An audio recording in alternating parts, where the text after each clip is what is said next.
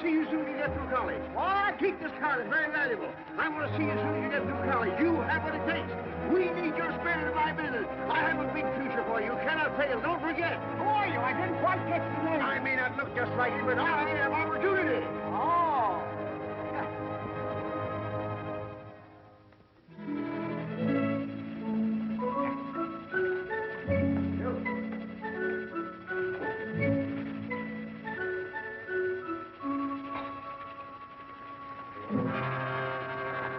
Why don't you look where you go? I beg your pardon. I'm very sorry. Well, I should say I do remember. I should certainly hope to kiss a pig if I didn't. Thank you. Now, let me see. That was football, wasn't it? Or was it ice hockey? I go to everything. Football, Mr. Waggleberry. Football, of course. And I presume I promised you a job. I usually do when I get excited. Oh. But you shall have it. With me, a promise is a sacred pledge. My word is my bond.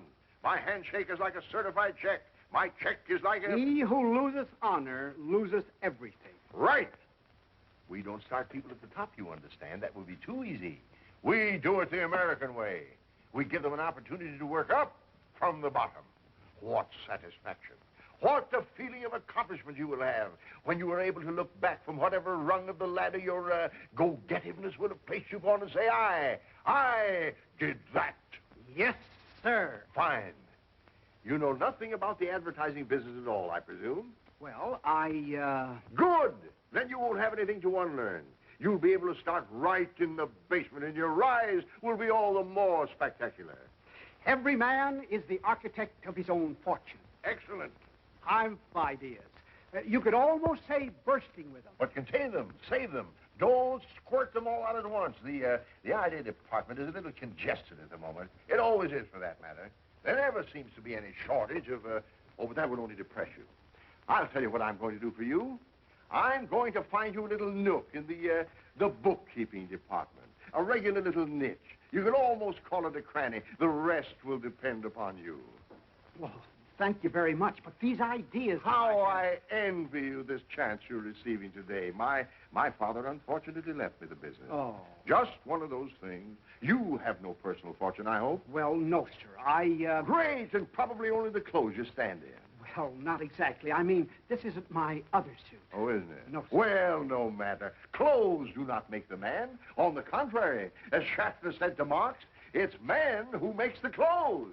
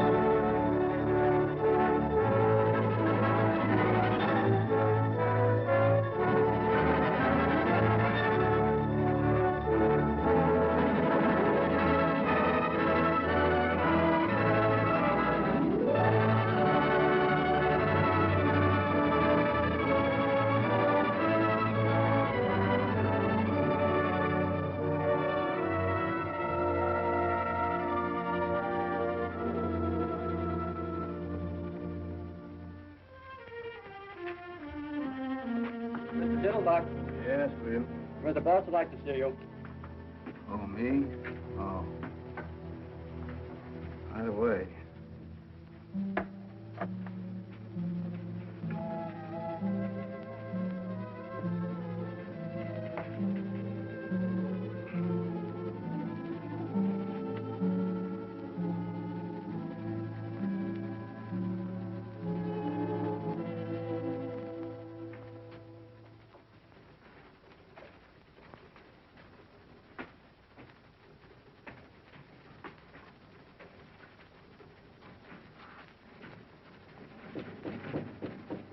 Come in.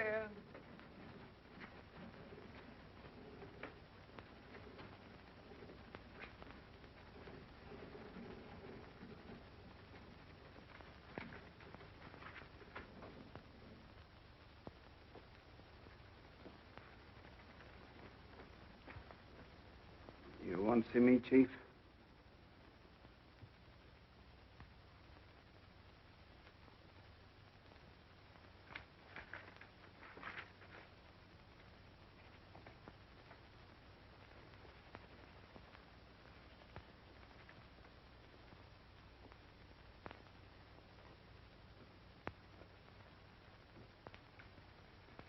Yes, I'm sorry to say I do, Harold. Oh, How long have you been with us, Diddlebock? about 20 years, I guess. 22 years. Too long. Why, it seems like yesterday to me. I mean that I started here. Well, it was quite a few yesterdays ago. The earth has cooled considerably since you put on your first pair of sleeve protectors outside there. Yes, I guess it has. And so have you, Harold. So have you. I don't know exactly what you're talking about. I may be a little older, but I'm quite sure that I had great hopes for you, Diddlebock. If ever I saw a promising type of American youth, full of zing, full of zest, full of zowie, it was you. I remember that day I first saw you. The bases were full. The crowd was breathless. You strutted up to the plate, swinging 3 bats at once. What? Oh, no, it was hockey, wasn't it? Ice hockey, of course. You got the puck, and it wasn't? Well, what does it matter anyway at this point? A man is only as young as his arteries, Harold, and a firm is only as young as its employees. My father fired anyone who got to be 50. Man, woman, or child, it didn't matter to him. That was his motto, the cornerstone of his success. Personally, I found the method harsh. I do not subscribe to it. With me, a man is as young as his ideas. Yes, sir. I even participated in, or at least closed my eyes to, a small deception some of the older employees practiced when, because my father was extremely nearsighted, they dyed their hair and returned to work for us as their own sons. Blessed. Of course they are. Unfortunately for you, Harold, my own eyes are excellent. You have not only ceased to go forward, you have gone backward. You have not only stopped progressing, you have stopped thinking. You not only make the same mistakes year after year, you don't even change your apologies. You have become a bottleneck. You are the living proof of the low quality of work we demand of our employees, and a bad example to the younger employees who figure that if you can get away with it, they can too, and they don't have to be any better than you are, which is zero. What? There are no buts. I have bought you a Swiss watch, 18 carats at chimes. It is properly inscribed with gratitude and love and kisses for 20 years devoted service and so forth and so forth, and I herewith present it to you. Here is also a check for $2,946.12, which represents your savings deposited with the company. I'm surprised you haven't saved more in 20 years. I had a lot more, only it was invested in the preferred stock of the company, and you remember what happened in 1929. Oh, yes, I remember. Of course, it was just as hard on all of us. You know, the little and the big. We all shared and shared alike, but that's all water under the bridge. Goodbye and good luck. And as a parting thought, I want you to know that this is hurting me much more than it is you, Harold. Much more. Thank you very much. Goodbye. Don't let it get you down. Thank you.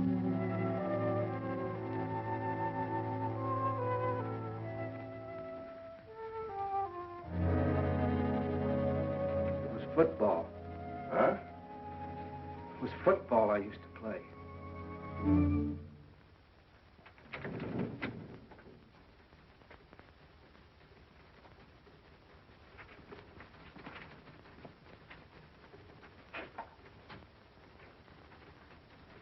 Sorry, Harold. Thanks. Like that in cash, please. What's the matter? Don't you trust us anymore? Once bitten, twice shy. I'll have to get it out of the safe. I'll bring it over to your desk. Thank you, Charlie. You better buy a wig. Huh? Why? You'll find out.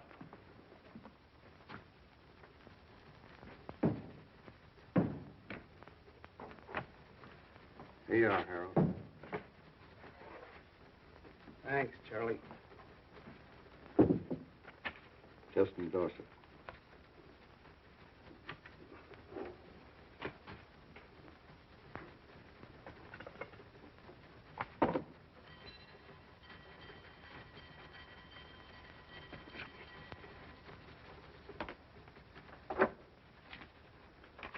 Thanks, Harold. So long, Charlie.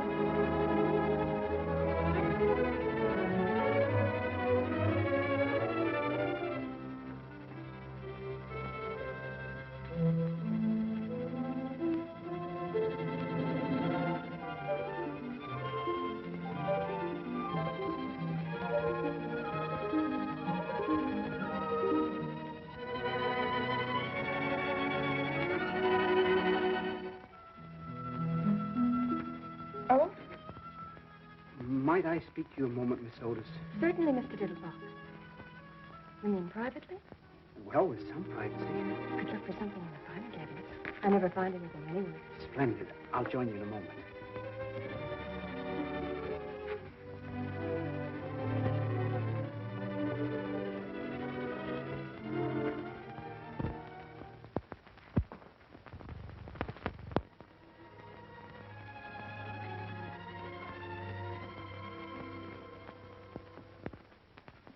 Miss Otis, Yes, Mr. Diddlebock. Miss Otis, when your eldest sister Hortense came to work here some 17 or 18 years ago, I fell in love with her. She was a lovely girl. Yes, I know. I mean that you fell in love with her. She told me. Oh, well, she swept me off my feet. My circumstances at that time did not permit even the contemplation of marriage. I know, she told me.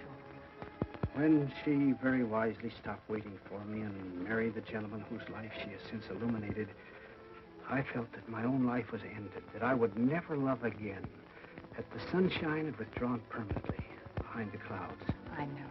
Well, I was mistaken. Of course. Because when your next eldest sister, Irma, came to work here, I fell even more deeply in love with her than I had with Hortense. I know, she told me. Hortense even got a little burned about it. Well, she needn't have, because when Irma, in her turn, got married and was replaced by your next eldest sister, Harriet, I felt that everything that had gone before was merely an appetizer. I know. She told me, too. They were getting better and better. Your mother seemed to be making them nicer every year. Thank you. I haven't come to you yet. When Harriet ran away with that headstone salesman, I was inconsolable. None of us felt very good about it. I was going to propose the very next day. She didn't know that. I had the ring in my pocket. I just made the last payment on it, the one I'd started for Hortense. You came so close. I never felt so defeated in my life. I never thought I'd smile again. Till you met Margie. That's right. She was even better than the others. Mother'd had more practice. Practice makes perfect. By then, of course, I'd been wiped out in the market. Oh, was that it? She never knew. That's right. I started to get on my feet again when your sister Claire came to work. Why didn't you ask her? Didn't you like her? Like her? I worshipped her. Only that irresponsible lout, that loafer who married my sister, chose that very moment to kick the bucket to pass on without leaving even a dime's worth of insurance. So I found myself with a ready-made family. Poor Mr. Diddlebock. I suppose you were in love with Rosemary, too, while she was here. Naturally. Of course, I was so in the habit of being in love with your mother's daughters, but then that it would be impossible for me to even see one without... Without what, Mr. Diddlebock? I presume you know I've adored you since the first morning you punched your first-time card. You knew it, didn't you? Well, I suspected it. My sisters had warned me. Of course. Imagine being exposed to 7 Miss Americas and muffing the whole 7 of them. Poor Mr. Diddlebock. I'm leaving here today. Oh, no, Mr. Diddlebock. That's what I really wanted to tell you. I don't know where I'm going, and I very probably won't see you again. So, I want you to take this. It's all paid for. Someday, when you meet some young man who's really worthy of you and who has everything but the engagement ring, you can take that excuse away from him anyway, and...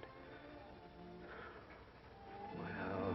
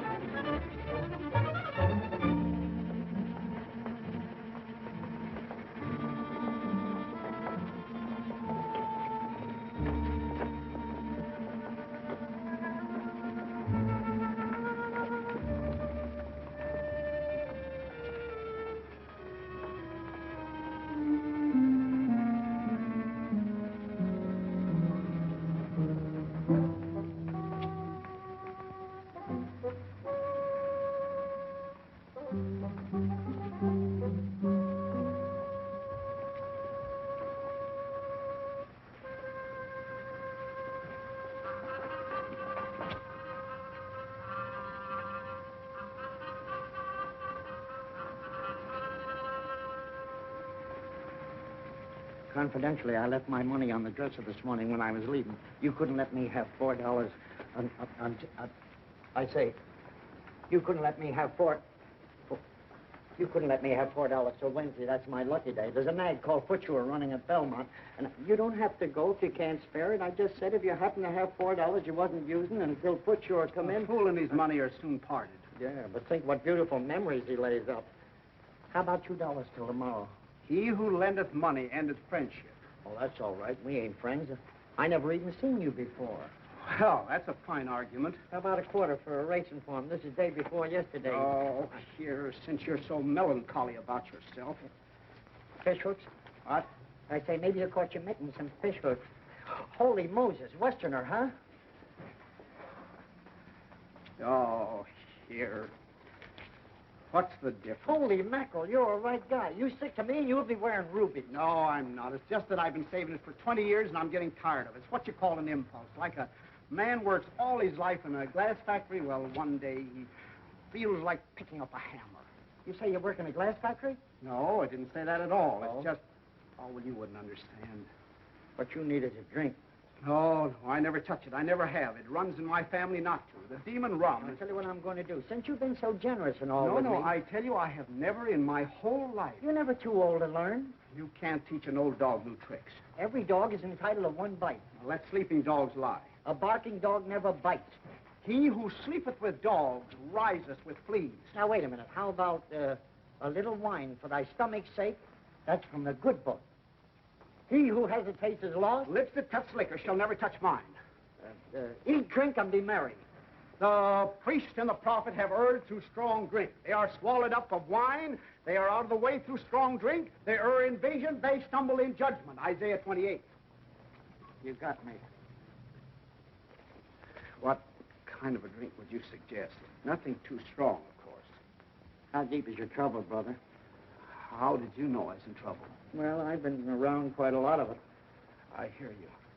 Did you ever hear of a Texas tornado? Not till this moment. Oh, you'll be surprised and amazed. Right this way. What? Come on. Wait a minute. Oh, come on. I shouldn't be going down there. I mean, after all. Come on.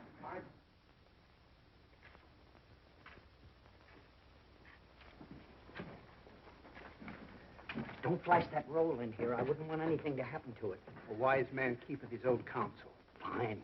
Come on.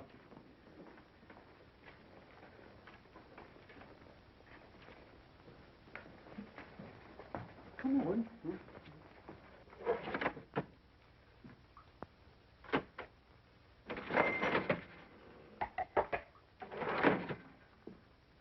Good morning, gents. Good morning, Wormy. What's your pleasure? Jake, I want you to meet my friend, Mr. He staked me to a bankroll. Oh, fooling. He must be new around here. This calls for a little celebration, Mr. Diddlebock. Harold Diddlebock. Diddle what? Diddlebock. Bach is in beer. Oh, I thought you said Diddlebuck. Is it buckwheat cake?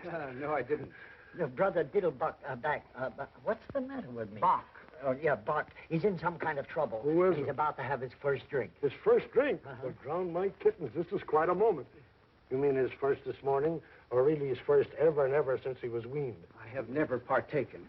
Now that I've had time to think it over, Yes, sir. You never know how the other half lives. You aroused the artist in me. It was just an impulse. Well, obey that impulse. Why don't you have a cigar? Have a cigar? Sir, I'd like to make you something. Something you would remember. I wouldn't want anything, I mean, if I had anything at all, nothing potent. You understand? You'll never feel it. I was thinking of a Texas tornado. Oh, not for an occasion like this, Wormy. A tornado's a perfectly reliable commercial drink for conventions and hangovers and things like that. But this is almost, is the word Vestal? Huh? I mean, it ought to have organ music. I wouldn't want anything... I mean, opportunities like this come along all too rarely for a man with his heart and his work. Tell me, Mr. Diddleback, Bach, where were you born? What? Nebraska. Corn. And in what year, please? 1901. Fine, fine. They distilled some very palatable stuff in 1901. Let me see.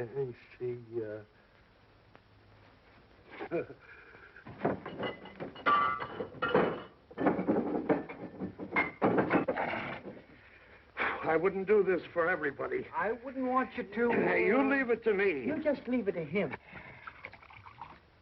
1901. 1901, a sort of meeting of old friends, brothers under the stars. It ought to help your personalities to get together. Or don't you believe in astrology? I've never thought much about it. If you're making that for you me... believe in personalities? I suppose so. How about posterity? What? Posterity's just around the corner. Now, just a couple of technical questions. Would you like it frappe or flambé? How? You like ice skating or turkey spans? I used to skate a little. Frappe.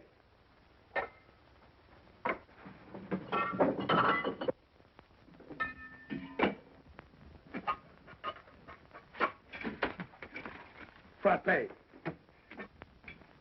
Now, would you like it sweet or sharp? I don't really... How do you take your coffee? I take milk. You've answered my question. You prefer showers or sit-spans? Well, we have a shower over the tub, but there's always the danger stepping on the soap. Vodka. What? With vodka, you don't care what you step on. You can step on snakes. Now, wait a minute. Now, just relax. One final question. Do you prefer the taste of rosemary or wormwood? Who or who? Do you like Benedictine or absinthe? What? What kind of toothpaste do you use? Sozadone. I got you. If that's for me, you just leave it to him. What a scientist. Ain't that pretty? I wouldn't want anything to, They call him the professor. You just leave it to him. Oh, boy. Gentlemen, the Diddlebock. Ain't he wonderful? A genuine genius. That's certainly very kind of you. Don't mention it. And if you don't mind, I'll sample a mouthful with you. Well, I certainly hope you will after mixing up this much. The artist does not weigh his clay. Your very good health, Mr. Diddlebock. Here's to you, Mr. Diddlebock.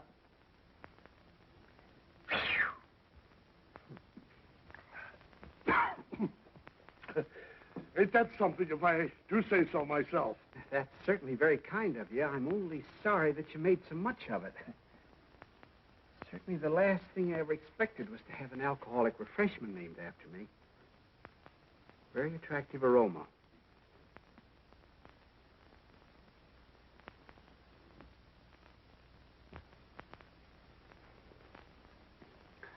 Very mild. Nothing to it. I wouldn't say that.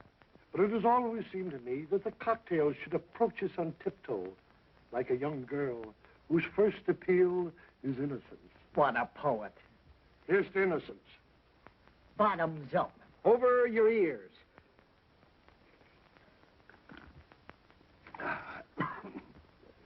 Doggone if he didn't inhale that like an expert. Welcome to the Brotherhood. Is that all there is to it? You are now a member in full standing. That's very, very pleasant. Just a little dividend. Just a drop. You'd never guess that you'd make so many different flavors in it. Like a poem. I suppose there is some alcohol in this. I will not deceive you. There is. You'd never know it. That's where the skill comes in. What a scientist. There ain't hardly another mixer in town could do you a thing like that. Oh, boy.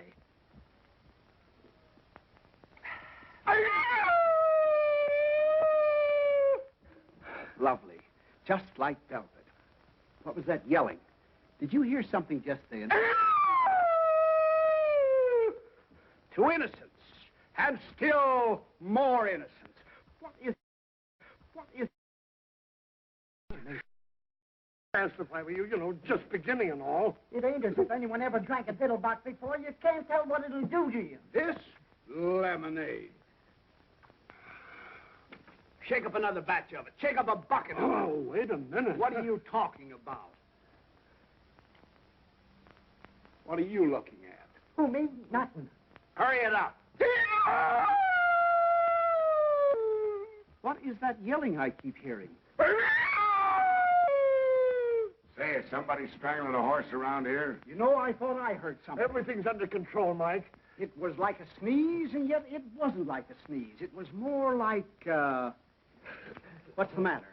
Won't you have a little drink while you're here? No, thanks. Not while I'm on duty. The Diddlebock isn't really a drink. What? It's just a little thing I invented in Brother Diddlebock's honor. It's more like a fruit cup, really. A fruit cup with sex appeal. Thanks, just the same. Thank you. Very fine fellow. One of the finest.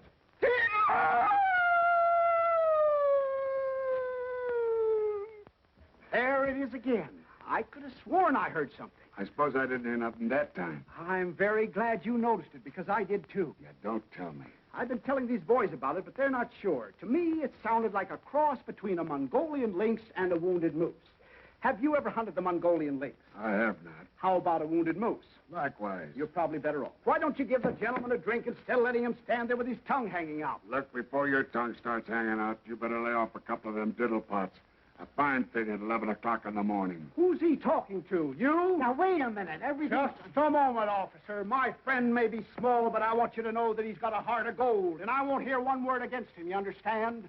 When I was in the depths of desperation, the dregs of despair, who befriended me? Not E.J. Waggleberry and Company, not the fellow employees besides whom I toiled for 22 years and whose sorrows I shared as who wouldn't, not the Metropolitan Police Force whose salaries I have paid and whose uniforms I have purchased to keep them warm in winter, cool in summer, and fresh at all times, but yon smolder befriended, when befriended men are nothing, you understand? You handle them. Ha! Wait a minute. I just saw it. So what? The fellow doing the yelling. He's hiding behind a post there. Probably an escaped lunatic.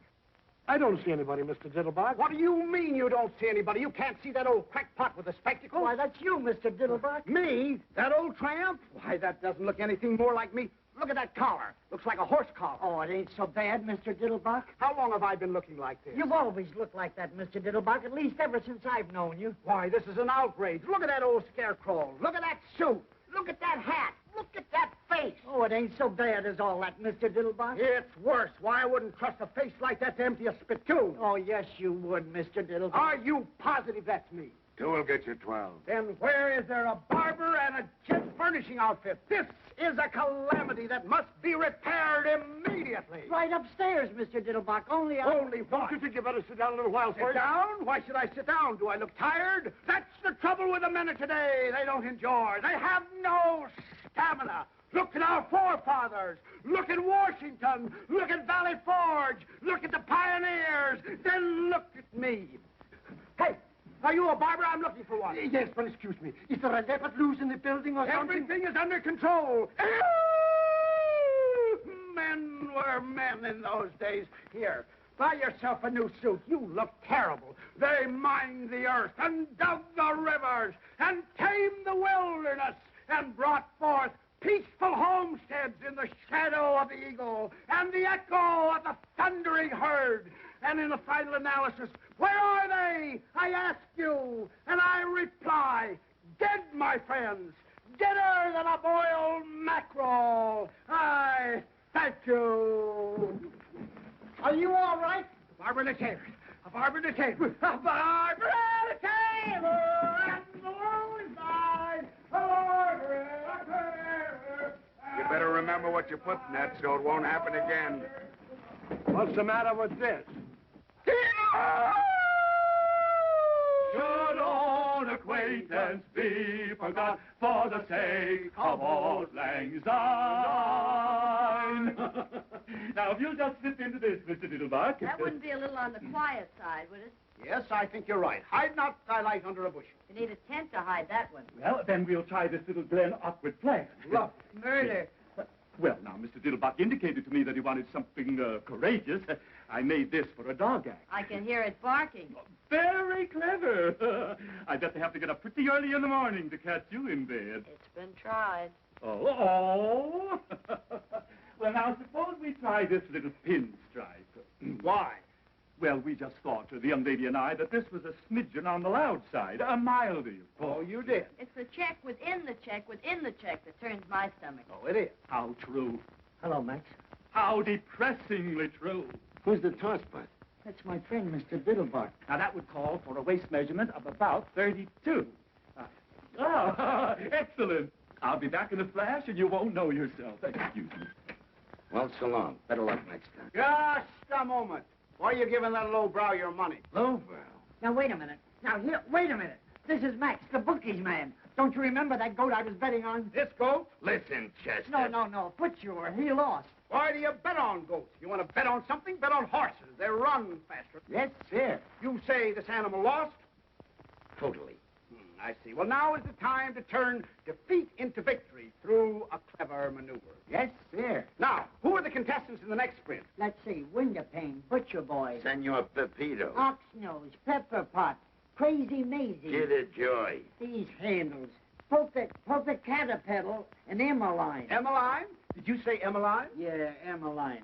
Devoid of speed. Probable odds 30 to 1. Emmeline was my mother's younger sister. You don't tell me. Oh, yes. She was a little shorter than Mother, though. A little plumper, too, but a very pretty girl. That's remarkable. Avoid her like poison.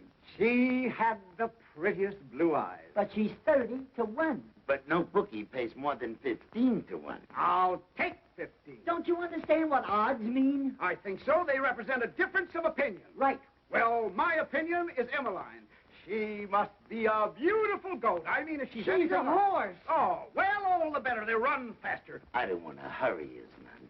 But if anybody still wants to get a bet down, I get 15 to 1 for Emmeline. especially if she wins. $1,000. $1,000. $1,000? You mean on the nose? Wherever you put it. Now, wait a minute. Take it easy, will you? Don't get excited. It's nothing but a symbol that costs practically nothing to print. There is no shortage of it at any time. Don't do that, Mr. Diddlebock. You have to take chances in this life. Will you take a grand on Emmeline? Now, look, you don't have to take those kind of chances. 15 to 1. Don't do that, Mr. What do you mean, am I Diddlebock? plastic? Nonsense. You didn't know Aunt Emmeline. I got the dough right here in my mitt. Here, put it in my Are mitt. you sure? Nonsense. I wish you would The change. die is cast. Of course, it ain't any of my business, but you sure you don't want to think this over? Certainly not. When the iron is hot, strike. Look, a joke Obey that impulse. Okay, it's your funeral. Okay. I tell you, I got it right here in my mitt. Can't you hear it? You made a bet. Maybe not the best bet in the world, but a bet. They're off. I can hear the short wave. Senor Pepito going to the front by a head. Windowpane second. Crazy Maisie third. Butcher Boy fourth. And the Popo Caterpillar. Let me hear that. $1,000. Keep quiet. Let me hear that, will you, please? Around the turn, it's Pepito in front by 3/4 of a length. Windowpane a second by a head. Crazy Maisie third by a head. At the quarter, it's Windowpane by a head. And here we are, Mr. Diddlebock. I just brought a few accessories in case. Pepito a second by half a length. Now, if you'll just slip into these, Mr. Diddlebock. Would you mind glancing the other way, dear? With pleasure. Oh. With your permission, Mr. Diddlebock. Butcher Boy got through on the inside and is going to the... Crazy Maisie fronted. She's swerving the Butcher Boy on the rail. Like the skin on the feet. Thank you. All this noise. Possibly a Windowpane change is of third chairs, by... Mr. Diddlebock? This one. By all means. Now, if you just slip your coat off, Mr. Diddlebock. Windowpane got through on the outside, but... Crazy Maisie ran wide and bit him. What? She's crazy. Now she's back at the rail in front by a length. Pepito And there Butcher we Boy are. got through on the outside. Very nice. Coming up between horses. They're clearing for home. It's Crazy Maisie by a length. Pepito a second by half a length. And There. Butcher Boy's coming up. No. Butcher Boy is second No. by a length. Butcher Boy is second. Crazy Maisie ran no. wide again. And... No. What? Here comes Emmeline. They're coming up between... They're coming down the line. Head in head. It's Kills Crazy the suit. Butcher Boy, They head kill in each head. other. Here comes Emmeline. It's a driving finish. Their noses apart. They're going across the line. They're finished now, and it's Emmeline. By a neck. Butcher Boy second by half a length. And Crazy Maisie is straight in front of that. Caterpillar and Is me. Emmeline. Emmeline wins. Hot dog.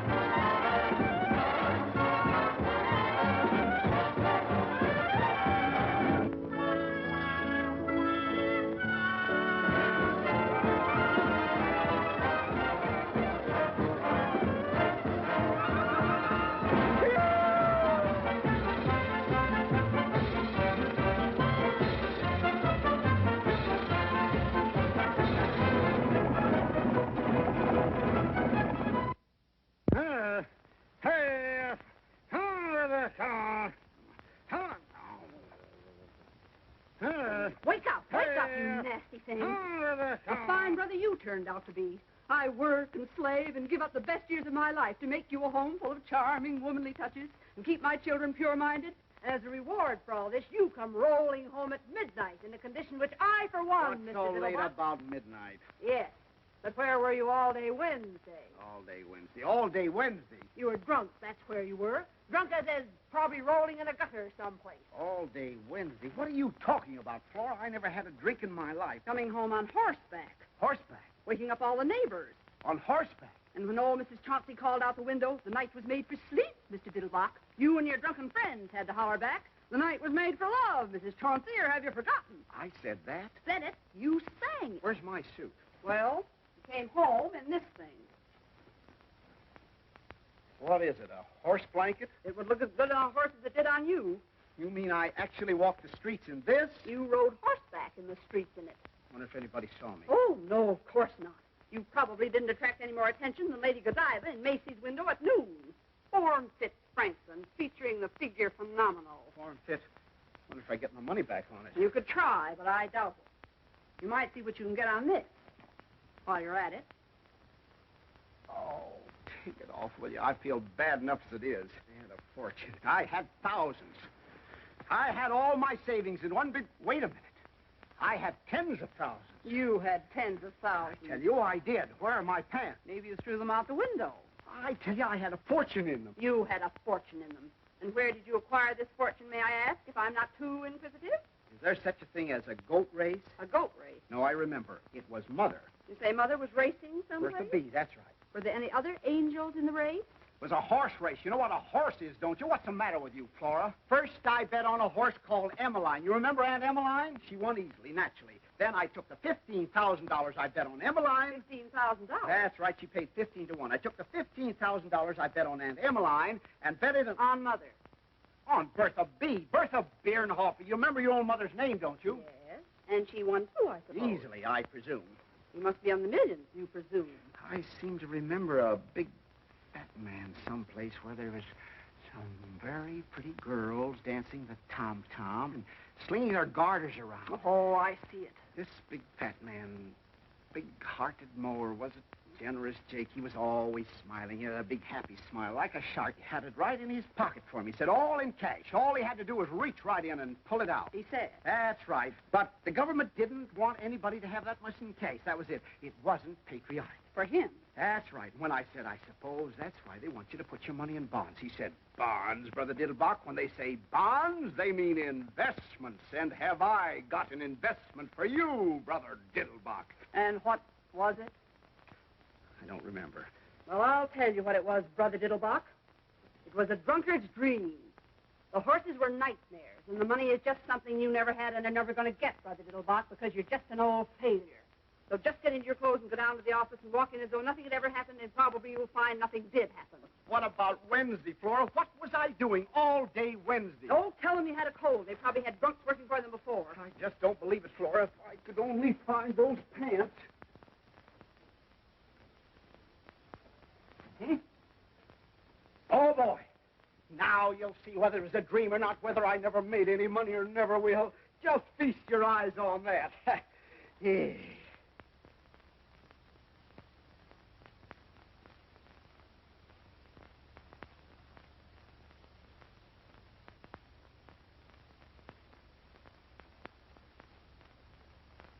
Well, that's certainly funny.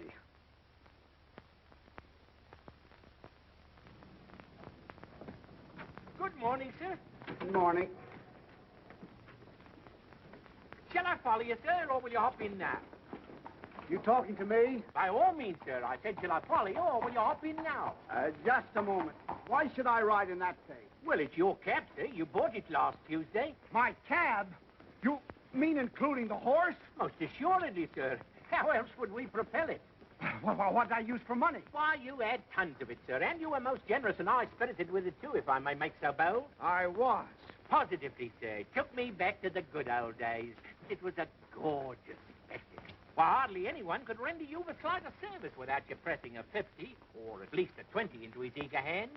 I almost thought once or twice you overdid it, sir. Excuse me, you didn't happen to notice what I did with any of that money, did you? Or even some of it? Oh, you were most free with it, sir. The women were at your feet, sir, if I may make so bold. They were. Prostrate, sir, absolutely horizontal. The weaker sex simply adore a generous man, sir. Excuse me, you wouldn't like to buy this vehicle back in a bargain, would you? I could let you have it very reasonably, including the horse and the whole... But you've already paid me a month's wages, sir, and you gave me to understand the position was permanent. I really hate to disappoint you, but wait a minute.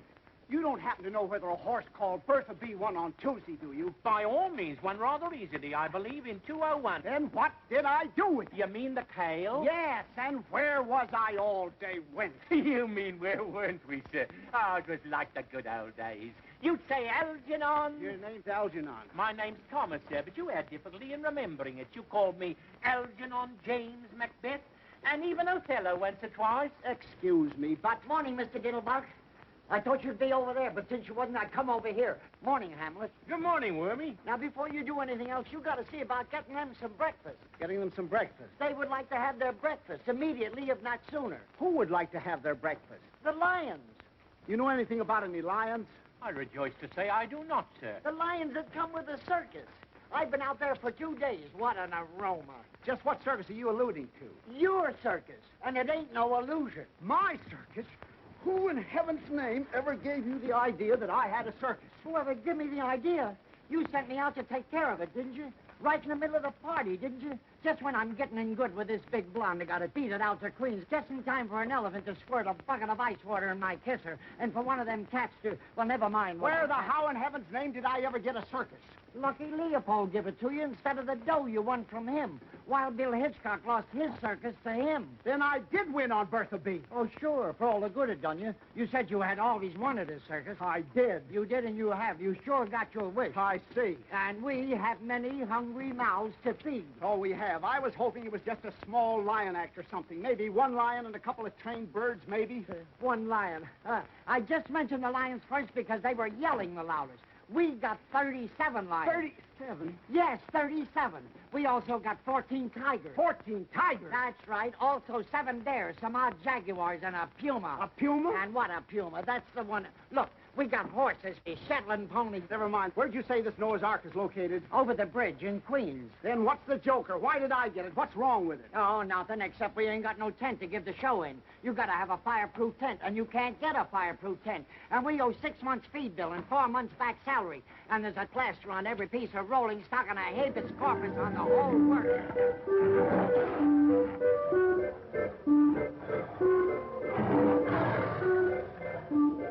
Now, how would you feel about repossessing your circus at a fraction of its original cost? I'd like to be 9,000 miles away from it, home in the arms of my mother. I see. I could make you an exceptionally attractive offer. You couldn't make me an attractive offer, not if you got down your bended knees and threw in a set of dishes. I see. You don't, but you will. The only reason I hung around as long as I did and gambled away my stake was because they was so hungry.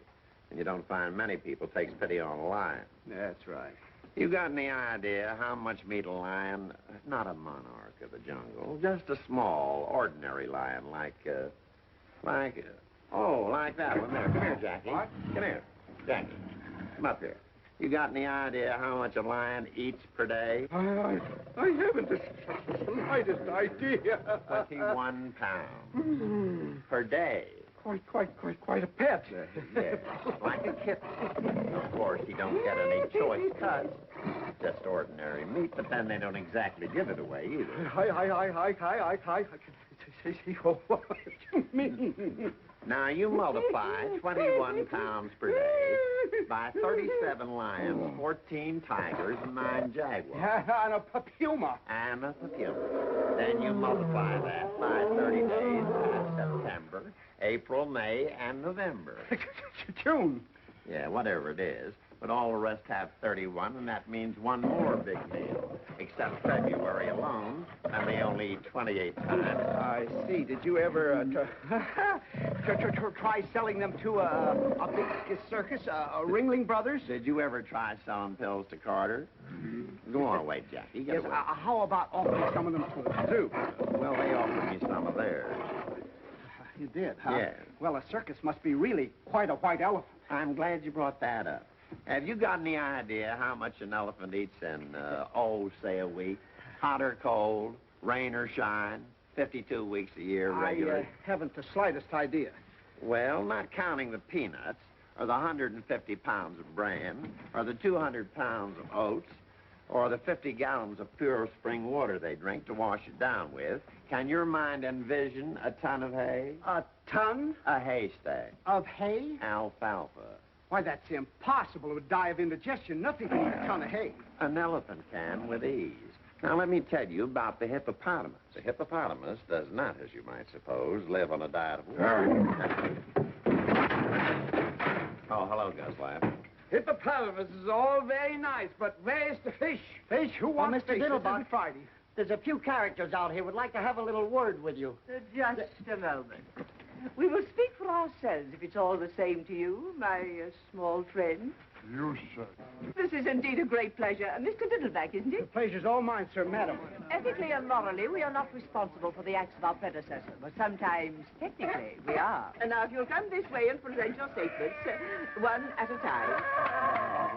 This one, and now another, and now another. Have you any more?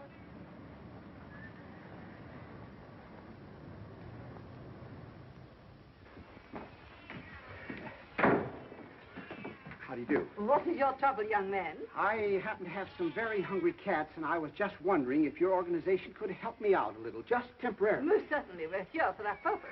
It wouldn't matter about the size of the cat? Not a particle. We mother all cats. That was the desire of our dear benefactor. Very handsome man. Well, that's certainly a relief. Now, have you one or plural cats? Plural. Excellent. And the number, please? 61, if you want to count that pew. I beg your pardon? Well, in the neighborhood of 60. It's quite a neighborhood. Well, you know how they multiply. There are ways of controlling that, you know. I don't want to sound cruel, but are you quite sure that being out of work and everything, you can afford to support quite so many of our dear little friends? Well, I'd be very happy to bring over a couple of wagon loads of... Not permitted, or all too soon our little home would be overflowing. Especially with ours. We will help you from a distance. The important thing is that they're hungry, isn't it? Of course it is. So I'll just give you a requisition for, you can fill it at the back door, for, shall we say, 6 bottles of milk? Oh, let's make it 8 bottles of milk. And some nice, freshly chopped liver. About how much liver do you think your poor little darlings could manage? Well, would about 3 tons be asking too much? 3 tons? We could have took a couple of pounds of that liver. What for? For lunch. We got to think along very much broader lines than that. This is a big problem. You're telling me. I used to solve problems all the time when I was in college. Trigonometry, calculus. What a time this would be. You know something? What? I don't think I've thought in years. No fooling. I'm always thinking, always trying to figure an angle. That's because you have to. You haven't got security. You haven't got a job like I have. I mean, like I have. Where you have to get up at the same time every day, eat the same breakfast, go to the office on the same car, work on the same ledger all day, then go home the same way you came to the office, except backwards. Sure makes me dizzy to ride backwards. Doesn't take any thought to do all that, so you don't think anymore, like you stop taking exercise. I sure hate exercise. I was even in love with the same girl all my life, except in a different body. Same with me. I gotta have change all the time. So long, Susie. Hello, Nellie. Hail and farewell. You know something else? What? He may have been right to fire me. Huh? I'm just an old has-been. What are you talking about? If ever I seen a live wire, a good time Charlie with a rubber off his roll and a whistle for the dame, why, this little problem wouldn't have been no problem at all to you on Tuesday. Where there's a problem, there must be a solution.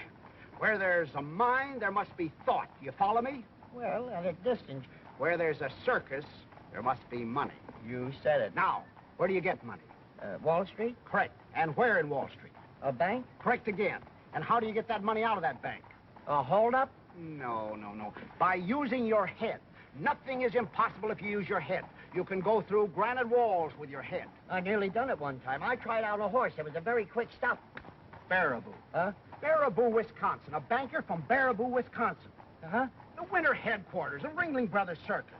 What's that got to do with it? What's that got to do with it? Any boy from Baraboo, Wisconsin naturally wanted to hang around the circus as much as they'd let him. All his spare time he was there. He'd carry water for the elephants, take me down to the public library. He chopped meat for the lions. He stuffed hay in the hippopotamus. Naturally, he wanted to run away with the circus. Every American boy does. I see. That's a very clever piece of deductive reasoning, Mr. Diddlebock, a very brilliant hypothesis. Just plain buck. You are interested in circuses, aren't you, Mr. Sergeant? Deeply. Splendid.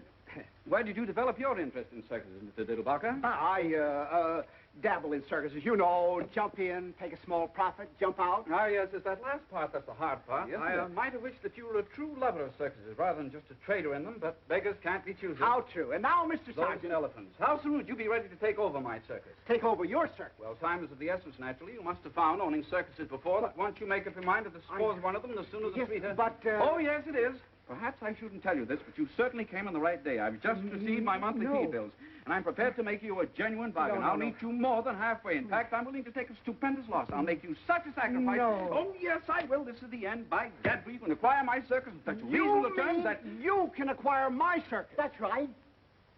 Give that to me again? We got the circus, and you being fond of circuses, we thought naturally you'd be... That you could sell it to me. Uh-huh. I knew this was too good to be true. I hate bankers. Why? Because they won't lend you any money like they're supposed to. Everybody hates them. Don't you hate them? I never thought much about it. Now, let's see. Why would a banker want to buy a circus? Take off his income tax? I don't think they pay income tax. At least you never see their names up very high on the list. They're leaving us to pay it for 'em. I hate bankers. Could he be sorry for the animals? A banker? What we need is an argument. What we need is some meat. That'll come. Now, why would you buy a circus if you were a banker? I wouldn't. Even if you can afford it? I should say not. Pooey. Why, I would. I guess maybe that's why I bought one. I was always going to buy a circus when I got rich. You sure bought one. Keep it in the poorest part of town. Let all the kids in for nothing, all year round, just to see their faces. You get awful tired of that whiff. Wait a minute. You say everybody hates bankers? Naturally. There you are. Huh? Nothing to it. Where's there another bank? They're all banks. Then come on. What happened? We just sold a circus. Huh?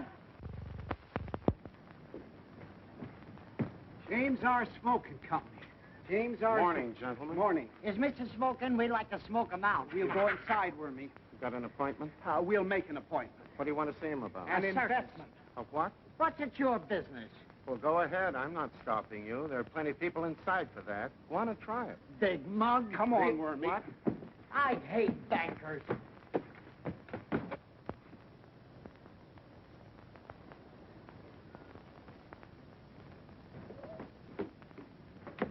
Well, Listen, you. we didn't figure this out far enough. You've got to figure these things out to the bitter end. What you'll do, then what they'll do. Then what you'll do after that, then what they'll do, then what you'll do after that. It's like, do you play chess? No. I don't either. Maybe if you wore the other suit and the big Kelly. What for, to frighten them? No. What we need is an open sesame. I know where we can dig up a couple of blackjacks. No. What we need is a rule. Oh. Did you ever hear of the Trojan horse? Where was he running? Forget it. There's nothing that succeeds like success. No. Like thought. With thought, you can penetrate Granite walls. Right, big mug. All we need, then, is a thought. But that goes all the way through. Right. That don't stop at the bitter end. Right. You and your little brother. Never mind that. There's nothing to it. We'll be in jail by 3:30. Huh? Out again by 4:45. Huh? I've got it. Absolutely and beyond question, it cannot fail. What is it this time? We've just sold the circus, that's all. Again? Right, come on. Must you go? We'll be back. You'll find out, you big stiff. Right. Right. Since you have repeatedly failed to clean up this matter, despite numerous warnings from me, which I was in no way obligated to show, Which we were in no way obligated to show. we are reluctantly forced to inform you that we will have to take over your building. As of the...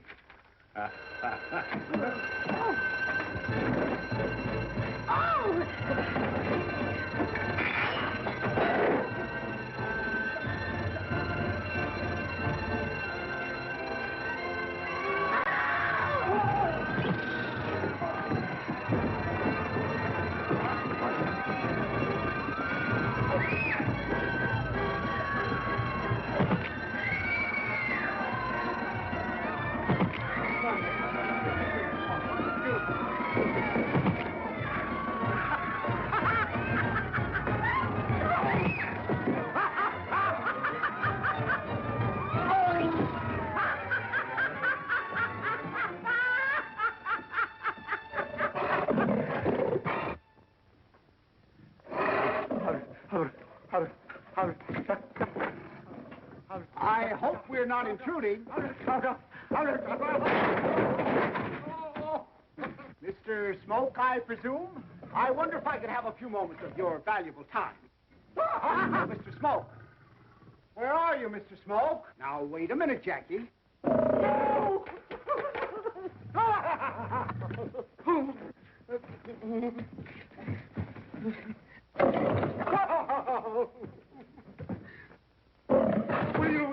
Will you take that blasted thing out of here? You wouldn't hurt a butterfly, Mr. Smoke. Butter wouldn't melt in his mouth.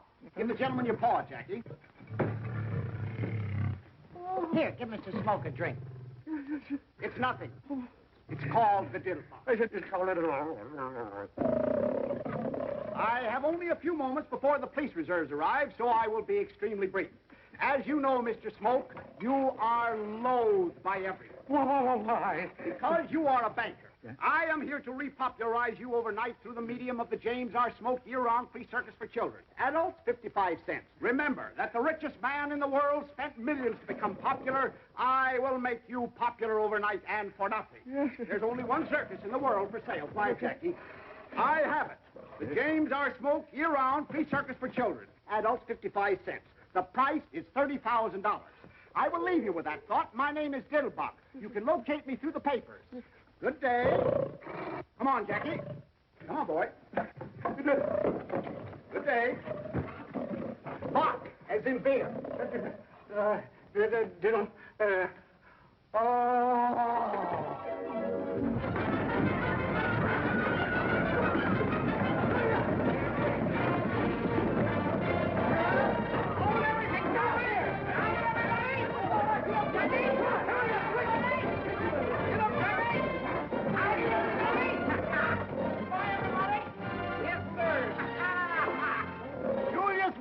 Year-round free circus for children. Remember those words. Adults, 55 cents. As you know, Mr. Margoff, you are abominated by everybody. And my plan is to make Here, have a drink. It's nothing. Stand back, Mr. Wild Animal. Stand back,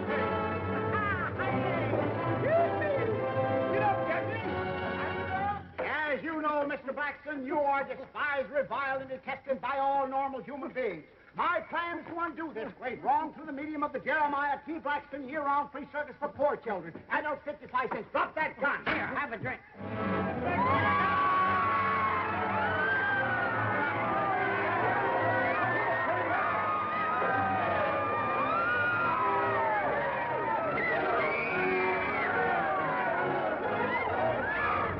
I'm sorry we had to break in on you like this, but I want you to know about the McDuffie year-round free circus for poor children. Adults, 55 cents. As you know, Mr. McDuffie... Just a minute, young man. What do you mean crashing in here without being announced? What you got there, a dog? He don't smell nice. Why don't you give him a bath? Now get out of here before I ring for the janitor. If I can never find that Tessie bell and have you escorted to the street pronto. Go on out now. The McDuffie circus would make you very popular. I don't want to be popular. I don't like nobody, and nobody likes me. If it's all right with them, it's all right with me. Here, have a drink. Certainly, that's the one thing I do like. The McDuffie circus will probably... Very nice. Man's only friend. Now get that dog out of here. I hate dogs. Shoo, Rover. Go on, get out. Get out. Now, where are you? Get out of here now. I can smell you, but I can't... No! No! Hey! Jackie! Look out for Jackie! Here, Jackie! Here, Jackie! Now look what you done! Here, Jackie! Here, Jackie! Here, Jackie! Look! Here, Jackie! Here, Jackie! No! What's the matter with you? What are you trying to do?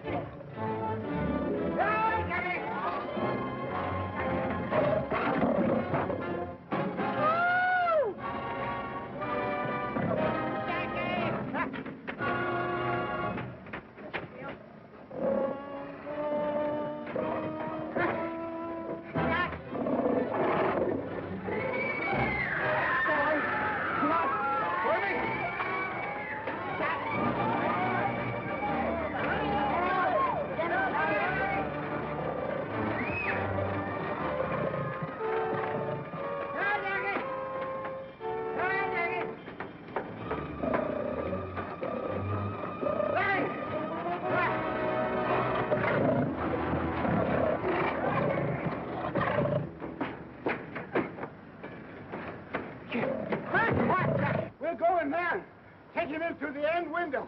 All right. Stay back, boy. No! Keep back. It's locked. Try the other one. All right. No, Jackie. Show us this one. Try this one over here. Here. Keep right in there, boy. Quiet now. Stay right. It's locked, too. Huh? I'll try the other one. Fast. Try. Back there. Be quiet, boy. Ah! Mr. Diddlebock! No! Hand! Do something. Here. Keep back, boy. Come over. Give me your hand now. Look out. Careful. Hey! No. Please, wait. Come up. Get a hold of my head. Look out! Look out! What are you doing? Hey! No. What's the matter with you? It's careful now. Stay back, Jesse. Now I got my glasses. Oh, all right. I'll buy you another pair. They was only from the dime store, but it took me 3 weeks to pick them up. Where are you? Never mind. Look out! No! Mr. Diddlebock. Please, Mr. Diddlebock. What are you trying to do? You don't seem to understand. Careful now. Yeah. Ah! No, hang on. No, stay back there. Come on. I'll show you how to open the window. Wait a minute. Don't frighten Jackie. You don't frighten that easy. This is one time I thought the thought all the way. Get back, Jackie. And I ain't going over that precipice again. Now, hey! Stay there, Jackie, now. Now, be quiet, Jackie. That's a nice old iron. Only be a second now. Be careful, boy. Oh, what you done? For heaven's sake.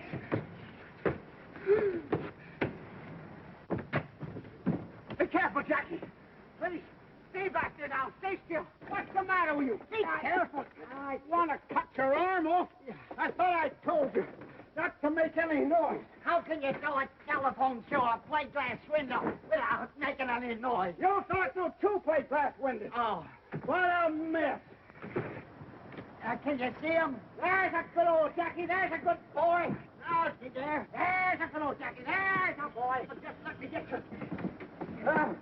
Have you got a hold of me? Right by that coat. Hang on now, I get his chain. I got you. Right, Jackie, get your tail out of the way now. Hang on. Now, miss. Easy now. No. Hang on to him, Mr. Diddlebock. No. Get back. Quiet. Jackie. I almost did it like that. Get me in the finest.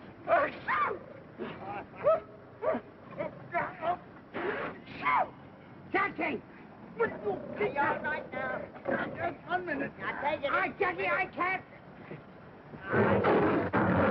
Clear the edge now. Mr. Diddlebock. Where are you? I got you. I better get it with my foot. Oh. I'm quiet now. Yeah. Are you all right? Just a minute.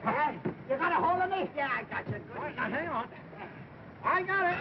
Oh, no. I see. Throw the tail up from around Jackie's, the chain from up around Jackie's neck. I see. Now, and you got a good hold of it. Just a minute now. Hang on. What? What's the matter? I'll show you. If I only had my glasses. Okay, now, hang on. I got you. There I go. Yeah, got you. I can't feel you holding me. I got you in a death grip. You got me good solid. You betcha. There I go now. Be careful now, Mr. Diddlebock. I got it. You got a good hold on me. Sure, I got you. But why is your voice so far away when your coattails are right here? What? Where me? Help me! Help! Where me? Mr. Diddlebock! Hurry, somebody, help me! No, Jackie! Give me your hand! Where is your hand? Help me, Mr. Diddlebock! Oh, here I am, way over here now. Over where? I'm trying. No, do something, Wormy. Way over here, Wormy. No, Jackie. No! Hurry up, Bill! Oh, Mr. Diddlebock! Hurry up, Wormy. Oh, have you got him? Come on, boy. Have you got him, Bill? Can you reach me? I'll get something. Where are you? This thing, I can get a hold of it. There it goes, not everything. Everything that's in your way. Mr. Diddlebock! Hold on a minute. Come on, here I come. Come on,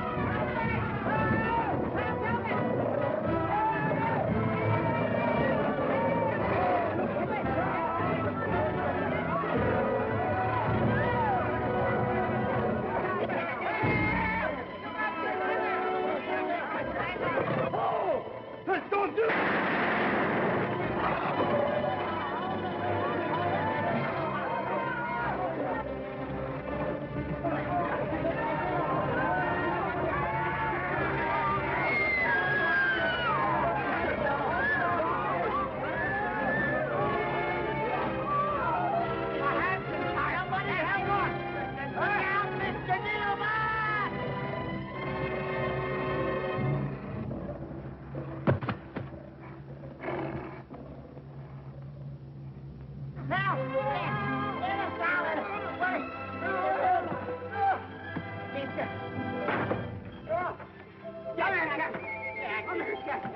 Oh, that boy, Good old Jack. Yeah, good old Jack. Was it part of the plan? No, there was something added. Oh, boy, am I glad something added. Oh, boy. Are you sure he's all right, Wormy? Are you all right? Are you all right? Good.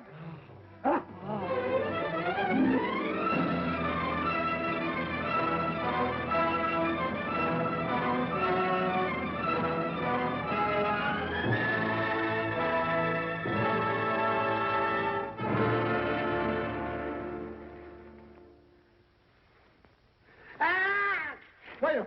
Look out! Hang on! Help! Hang on! Help! Hang on! Help! What's the matter with you? I'm sorry. I ain't never going to be this time again. Oh, boy, is this nice in here. Thought you didn't like jails. This is the first time I ever appreciated one. So cozy, so solid. Don't they build them nice? Well, we'll be out of it pretty soon. No hurry. We gotta get over this, you know. That wasn't part of the plan at all. You're telling me. Now, let's see. I said that we'd be in jail by 3:30. We are, and I love it. And out again by 4:45. We ain't, and it's all right with me. Good old Jackie, did you stick your neck out? They ought to be here with certified checks. Who? The bankers. They have to come with certified checks. There's nothing in this world as strong as a good idea. Never has failed, never will fail. It cannot fail. The thought is planted. One more second, they could have planted us, too. Can you imagine watching a trapeze act? Oh. There they come. Who? The bankers. Now, you just watch. Pretend to be indifferent. Right.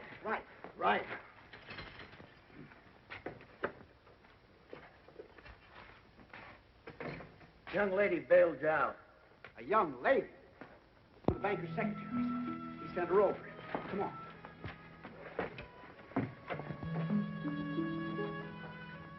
Hello, Mr. Diddlebock.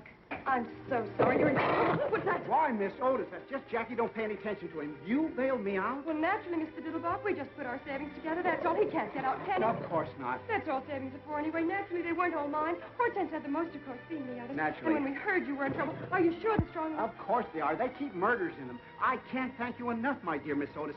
I'm terribly touched, and as soon as I have a minute, I'll thank you for hours. But I'm not in the slightest trouble. This is all part of a plan, a foolproof plan. That cannot fail. That cannot fail. Oh, I thought you were in trouble. Far from it. Do I look as if I were in trouble? Now, you didn't happen to see any bankers downstairs on your way up here, did you? No, I didn't, Mr. Diddlebock. Only a colored man. What was he doing? Mopping the floor, except the sergeant. They've had plenty of time to get here. At least one of them should have come to steal a march on the others. They must know where I am. The paper says exactly. The Battery Park Police Station. You didn't have any trouble finding me, did you? I didn't see the papers, Mr. Diddlebock. Your coachman came and got me.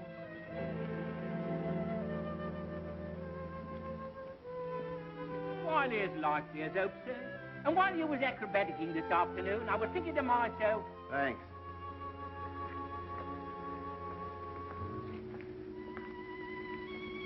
I'm awfully sorry, Mr. Diddlebock.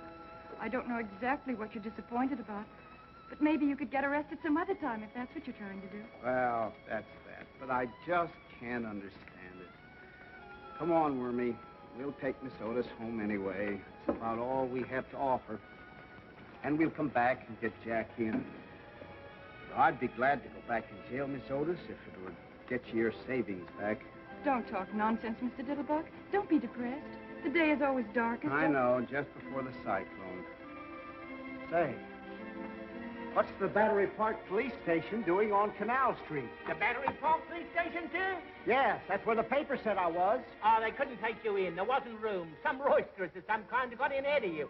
Or they didn't like lions or something. Then where is the Battery Park Police Station? Why, in Battery Park, sir, naturally. And what are you waiting for? Get in. You see what I told you? Hot dog, let's go! Let's go!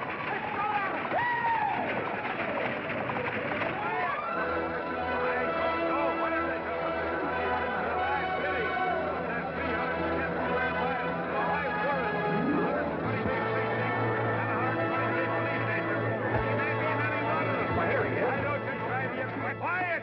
Did anybody see any bankers around here? I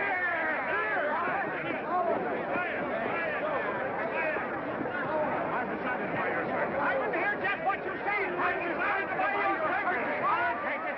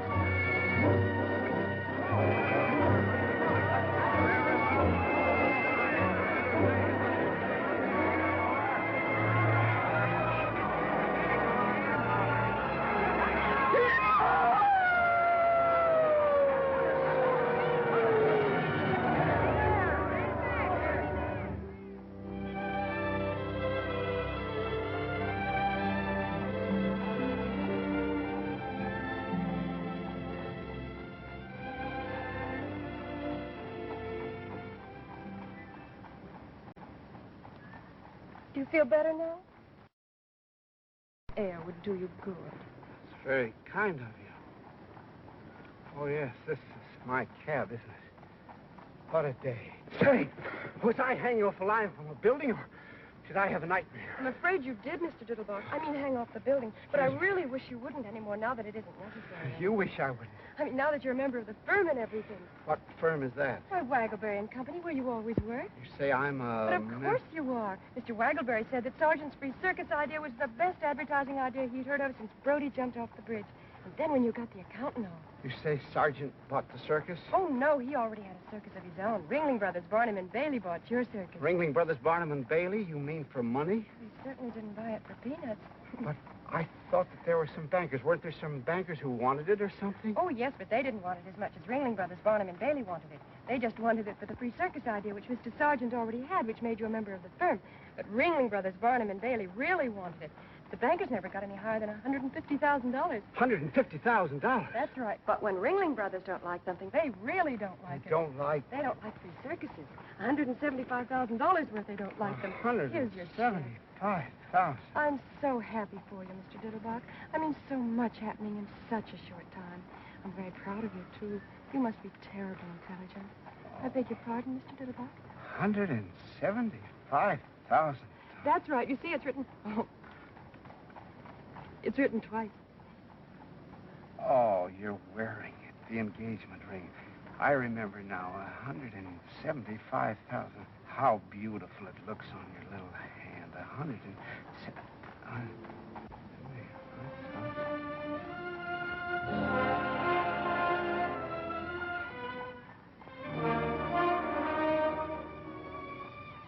see. What's the matter, Mr. Diddlebock? This ought to be the happiest day of my life. The unexpected job, the unexpected money, But it isn't. Funny, isn't it? I'm not quite sure I understand, Mr. Diddlebock.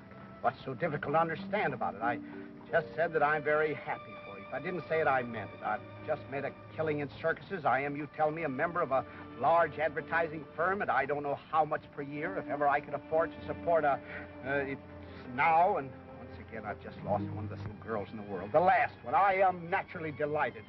Excuse me for even thinking like this. Now, if you tell me where you live, I'll take you home. You mean you don't remember, Mr. Diddlebock? Remember what? What is there for me to remember? What I want to do is to learn how to forget. Remember that you're married? Remember that I married you. How's that again? I said, don't you remember marrying me, Mr. Diddlebock? Marrying you, Mr. Diddlebock? How could I possibly remember marrying you, Mr. Diddlebock? In the first place, your name isn't Mr. Diddlebock. In the second place... You mean you don't remember coming out to Flatbush in the middle of the night with a full orchestra? Flatbush? And waking up the whole neighborhood while you told Mother it was about time you did something about one of her daughters, and then wrapping me in a long velvet cloak that turned out afterwards to be a window curtain, and then galloping all the way back to New Jersey. I'll bet you Ellen... Are you sure of your facts, Miss Otis? Am I sure? Really, Mr. Diddlebock? This is terrible, Miss Otis. I'll never forgive myself if I live to be. I mean, difference in our age alone is. I mean to say not that I don't worship the very ground you walk on, but I mean looking at us together. I must have been out of my mind. I was out of my mind. Why didn't you resist me, Miss Otis? Because you were irresistible. Irresistible, irresistible. My grandmother's poodle, I mean to say. Look at me. I'm looking at you, Mr. What do you see? My husband. Your husband, piffle, bunk, sentimental drip-crap. Fortunately, there's still time to rectify this nonsense, this miscarriage of a... We'll have it a no for you. I don't think that would be practical, Mr. Diddlebock. All right. Then you can go to Reno or any place else that you like. At least I can afford it now. What do you mean it wouldn't be practical? I'll always be glad to look after you as generously and as well as I know how. Anything that I have is yours, Miss Otis. Everything I have is yours, Mr. Diddlebock. And I'll tell you something else, Mr. Diddlebock. I'm not going to Reno or any place else because you see, Mr. Diddlebock, it took you so long to make up your mind and join our family that now that we have you, we don't think we'd better ever let you go. But, my dear Miss... And I'll tell you something else, Mr. Diddlebock, that you also haven't bothered to ask me. I love you, Mr. Diddlebock. But, my dear Miss Otis, my dear child. Oh, my dear...